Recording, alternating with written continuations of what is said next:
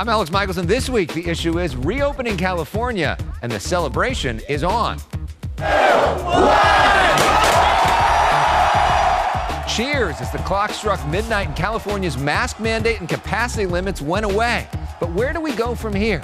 With us, former San Diego Mayor Kevin Faulconer, one of Governor Newsom's top Republican challengers in the recall election. Plus, Politico's Carla Marinucci and Jeremy B standing by to offer insights and analysis. And oh yeah! In a year of political roller coaster rides, we go on an actual roller coaster ride with the governor himself. The Issue Is starts right now. Broadcasting across California, California's only statewide political show. You're watching The Issue Is.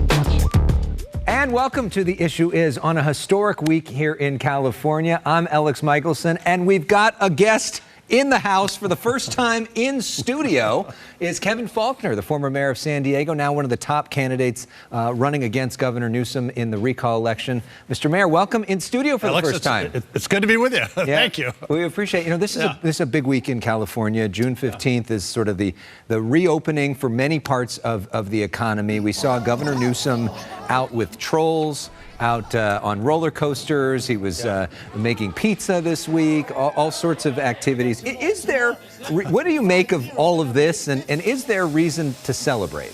Well, look, I don't think what Californians are looking for is a circus mentality. I think, when it comes to overcoming COVID-19, it's not just about reopening. I think it's about reforming and rebuilding.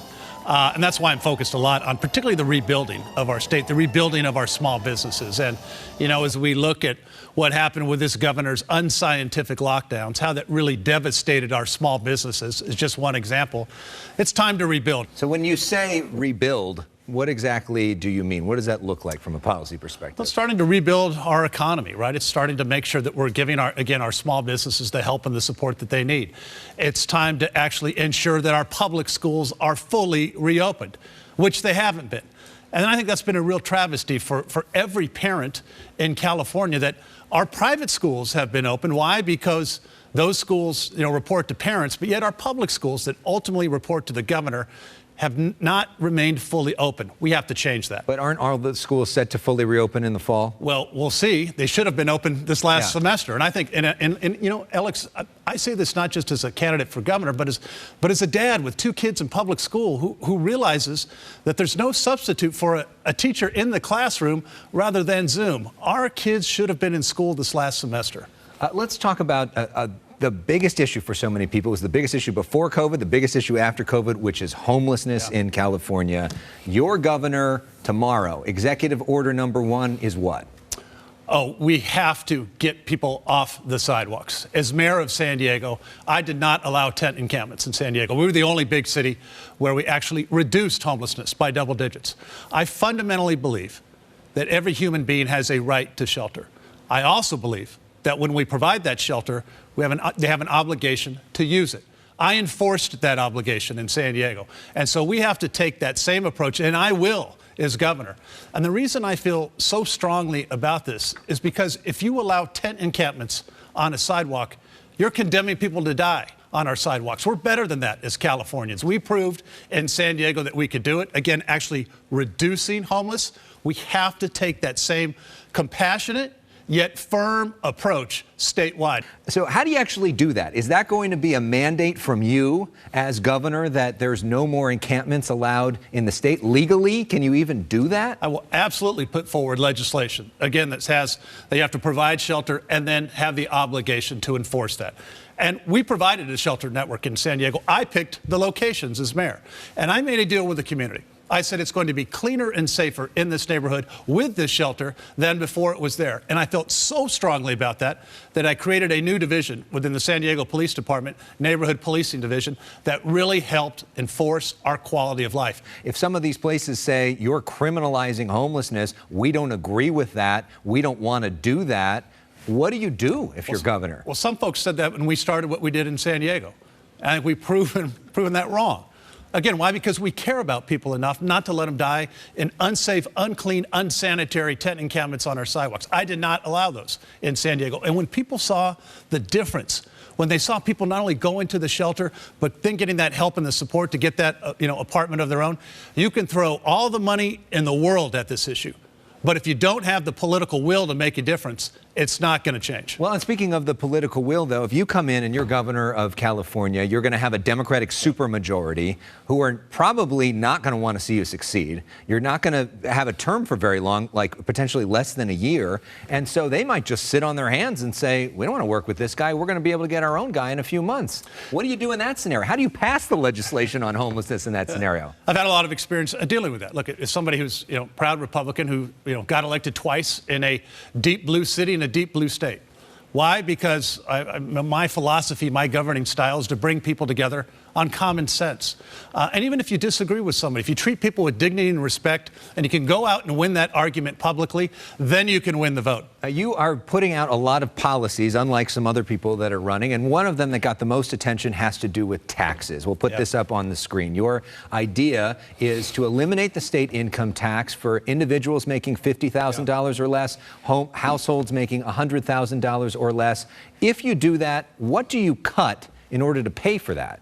Well, the fact of the matter is we have a $75 billion budget surplus now. And so what I'm talking about is real, lasting tax relief for the middle class in California who needs it. It's going to make a huge difference. This is not about a one-time stimulus check. This is about real relief for real California families. And you're confident that the Democratic supermajority is going to pass that plan? I'm absolutely confident it's the right thing to do. And I'm confident that Democrats, Republicans, and independents believe, like I do, that if we don't lower the cost to actually live in California, we're going to continue to see an exodus of folks who want to stay here, but the policies that are coming out of Sacramento make it you can't afford it. The governor's team would say that California has among the lowest COVID-19 positivity rates in the country, some of the best economic growth in the country.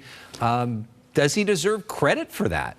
We all want California to do well. We want our economy to grow. And I think there's a stark difference between my approach, what I did particularly as mayor of San Diego, which is supporting our small businesses, which are the backbone of our economy in California. And I stressed during the pandemic as mayor, we have to save lives. And we also have to save livelihoods. And I think that when you look at the open and close and shutting the changing, the metrics that this governor continue to change, that took a tremendous toll on our family-owned small businesses, many of whom, didn't make it through. And that's where we have to put our focus. So how do you win this thing? California, still a lot more Democrats than Republicans in this state. Not huge name identification. You're not a well-known celebrity. You don't have, hundreds of millions of dollars of personal wealth to spend on ad campaigns. How do you pull this off?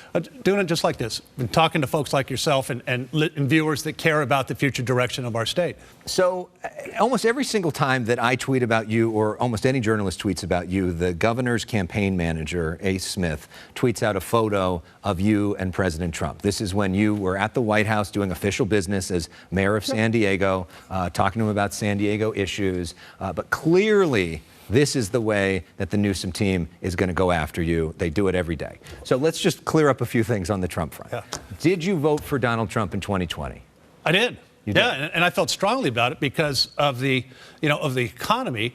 And, you can put up photos. There's photos of me and President Trump. There's photos of me and President Obama. And as you rightfully point out, my reputation is the guy that actually works, gets stuff done among Democrats and Republicans. And that's why I stress so much that this really isn't about, partisanship. It's about leadership and somebody who can get it done. After what you saw on January 6th, did you regret supporting President Trump? No, I supported, and my vote was based upon what I thought was best for the economy, and I think that still holds true today. And would you say, other people might say, all that other stuff was more important than that?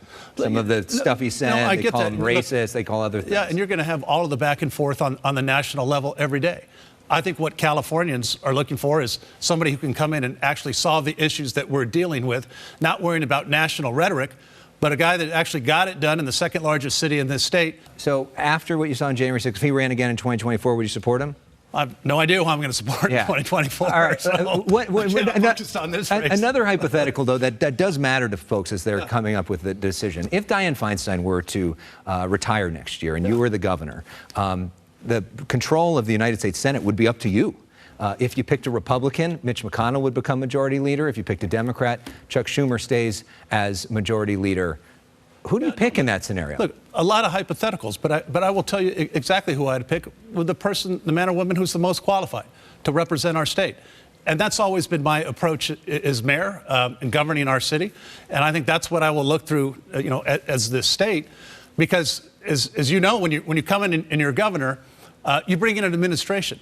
And I'm going to bring in some of the best and brightest men and women who want to get our state back on track. Again, who aren't worried about partisanship, but are really worried about making a difference in California. Well, you know the party affiliation in the Senate determines control in a lot of different things. What would you say to somebody who says the most qualified person to represent this state that voted for 2 Democratic senators would be a Democrat? Look, as I said before, my focus is always going to do what I believe is right for California, and I have no doubt that we'll do that. Okay, we like to play some games on this show. Yeah. One's called the name game, which you've played before. This is a short word or very short phrase to describe. These are people that you are running against in the recall election. All right, so first one, Governor Newsom. Incompetent. John Cox. Unwinnable. Doug Osee. Really straightforward guy. And Caitlyn Jenner. New. New. Okay. Very nice. We also like to have fun on this show. So I hear that you're a big fan of Van Halen. So we're going to have more with you after this, but we're going to break with a little Panama. This is where you get to rock out. Here we go. And more with Kevin Faulconer when we return. You're watching The Issue Is.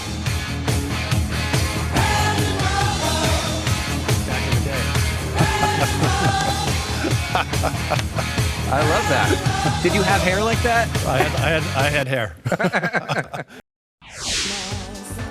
All right, so this is a picture of our guest, Kevin Faulconer, with his daughter, who just graduated from high school. Congratulations to that. Of course, Kevin Faulconer, former mayor of San Diego, running for governor of California. Proud papa. There. Yeah, I mean, very great day for us. What did that moment mean for you, and how has it been as a dad and for your family in this extraordinary year when it comes to education?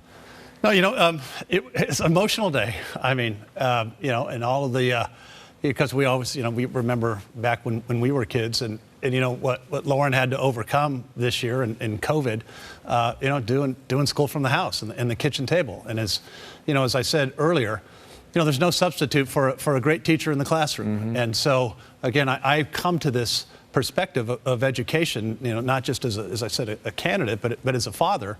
And I think so many parents across our great state are so eager for our public schools to be fully reopened, and I will fight for that. All right. We also like to have a little bit of fun on this show as we get to know our candidates as well. This is a game called Personal Issues. So we put 30 seconds on the clock and we get to know some of your favorites. So here we go. We ready? Yeah. Your favorite band?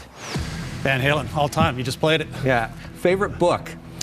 I don't know if I have one favorite, but I just finished a great biography on Winston Churchill called The Last Line. Love it. Best thing about being a Californian? I don't know. Carne asada burrito with extra guac. Excellent. And if you're in the right place, margarita with rocks and salt. What a San Diego answer. Favorite athlete? Fernando Tatis Jr. Yeah. Am I allowed to say that here in LA? There's a Padre fan. That's okay. And favorite quote or motto? I think it's let's roll up our sleeves and get it done. Yeah.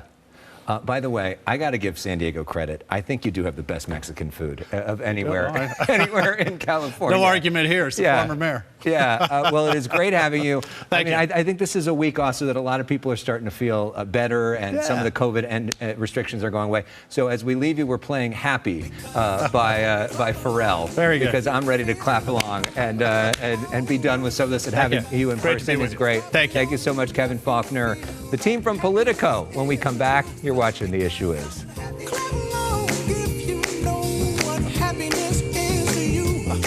I love those dance moves.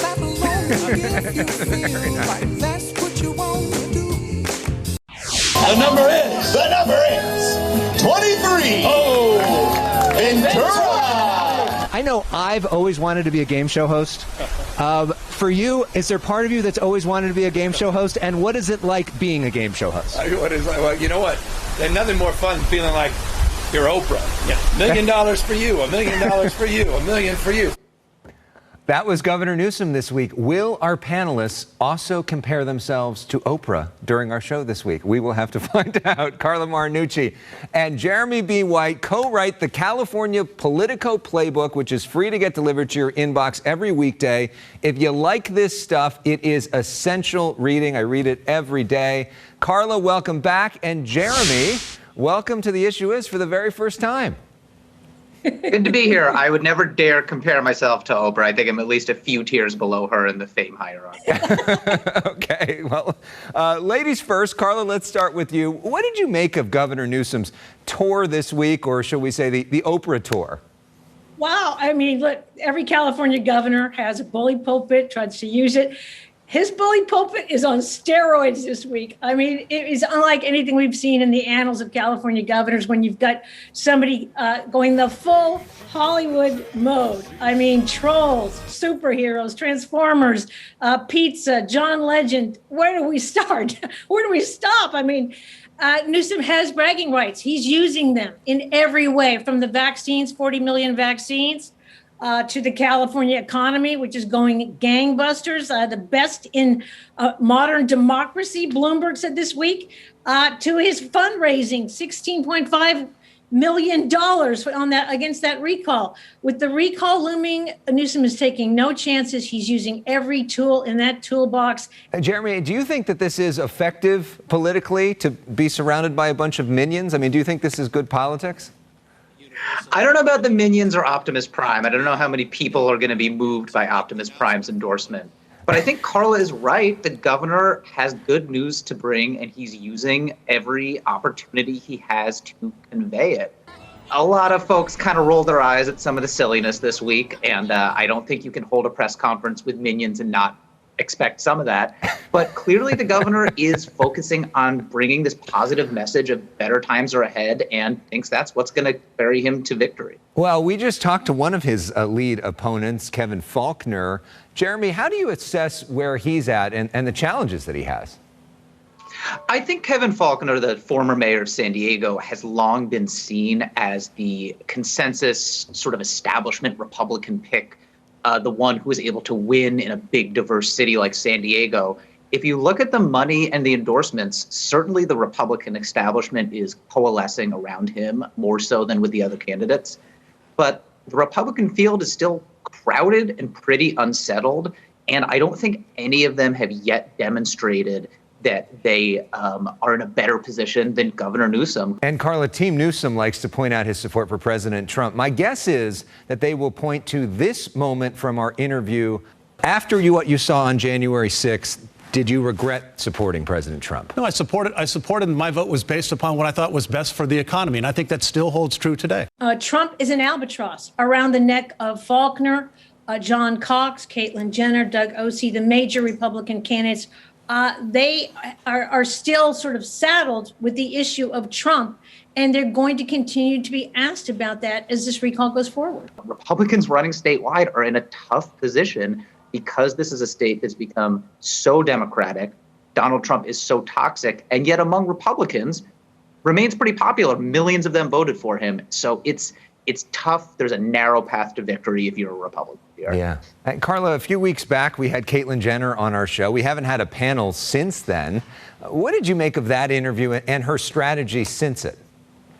You know, it's interesting that interview, Elex, I think is the only substantive interview she has done with California media at all. She's going back to National Fox next week. She's been on The View, et cetera. But the fact is, look, Caitlyn Jenner still does not have or shown any evidence that she's done the homework necessary to run for the fifth largest economy, to head the fifth largest economy. She didn't know on your interview the size of the state budget or even the size of the stimulus checks that Gavin Newsom were giving out. It's interesting when you talk about the support she's getting from Republicans or not. Fundraising, that's one of the things she has on her website. The fact is, her family, the Kardashian family, is worth about $2 billion. None of them have written a check toward that campaign. I think that's interesting as well. All right. We've got more to discuss with our panel when we come back. We're going to talk about the budget. But before we go to break, one cool thing this week, crowds coming back to the late night shows. Here's Stephen Colbert's first night back in his theater. And Jeremy, when we play John Baptiste's song Freedom, this is your chance to dance. So here it is. I'm feeling freedom. Take it away, John. Just like this. I don't know why, but it feels like freedom. It's a good head nod. I hear a song that takes me back, and I let go with so much freedom. Before we go, we wanted to play this sort of strange moment from covering Governor Newsom at Six Flags this week. He was announcing 50,000 free tickets to Six Flags for 50,000 Californians who get vaccinated. And then this happened. And you a big roller coaster fan? And I'm a big roller coaster fan, and you're welcome to join us in a moment. All right, here we go. The governor asked me to go for a ride in my suit, so I sat next to the president of Six Flags, with the governor sitting just a few rows ahead of us. If you look closely, you can see us together in this picture. You're the only guy who's ever been caught on a roller coaster with a suit and tie. I'm just saying. I mean, that was worth it for all of us. Yeah. Just to see that. Carla, how do you even process a moment like that? I think Newsom's political career has been a white knuckle roller coaster ride, and you just proved it. I want to know how your tie stayed put. All right, we're going to end with that. There's no way to get better than that. Carla, Jeremy, thanks. Thank you for watching The Issue Is. And the spirit of The Daily Show with Jon Stewart, we end that ride, our moment of zen, as we fly like an eagle. Watch the loop. Here it comes.